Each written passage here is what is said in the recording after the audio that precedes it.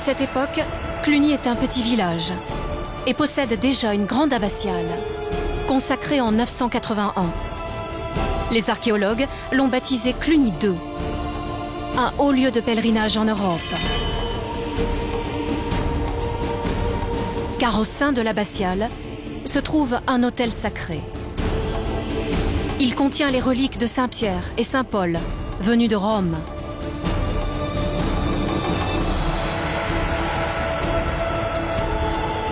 La base de cet autel a été tout récemment retrouvée. On a découvert ces trois pierres qui constituent donc la base d'un autel, avec ici les empiètements pour les colonnes qui soutenaient donc la grande table.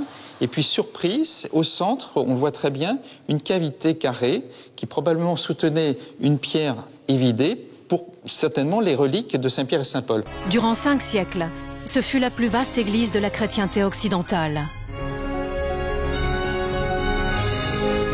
L'une des plus puissantes aussi. Une église vouée à un destin terrible. Saccagée et pillée après la Révolution, elle a été transformée en carrière de matériaux. Démontée, traversée par une rue, démolie même à l'explosif. Tout cela en une quinzaine d'années à peine. Et jusqu'à ce qu'il ne reste qu'une partie du transept. Le seul survivant d'un âge roman triomphant.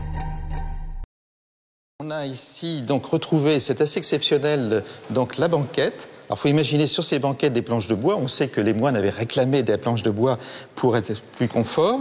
Et puis donc ils pouvaient s'asseoir ici. Et là il y avait des marchepieds, tels que vous les voyez ici, mais également probablement avec des marches de bois. C'est une grande salle de réunion.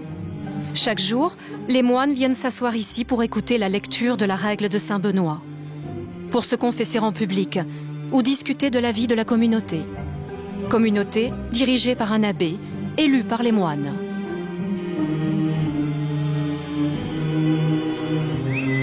Il fallait réunir tout le monde.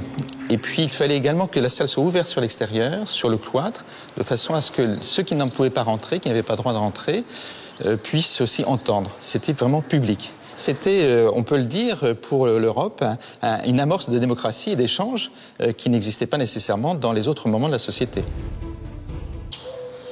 C'est aussi à Cluny qu'on trouve le plus grand édifice civil roman connu à ce jour, l'ancien hôtel Saint-Hugues.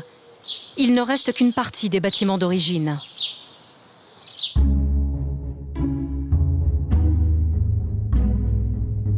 Cluny accueillait ici la foule des pèlerins et des visiteurs, attirés par l'abbaye.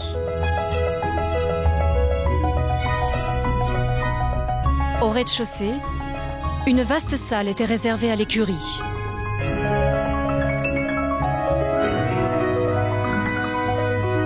À l'étage, sous la charpente, les voyageurs pouvaient passer la nuit dans ce dortoir.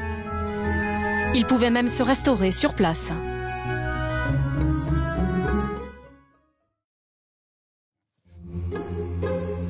Voici une rue de Cluny, telle qu'on peut l'imaginer au XIIe siècle. Les maisons colorées. Une fierté pour les habitants qui affichaient ainsi leur prospérité.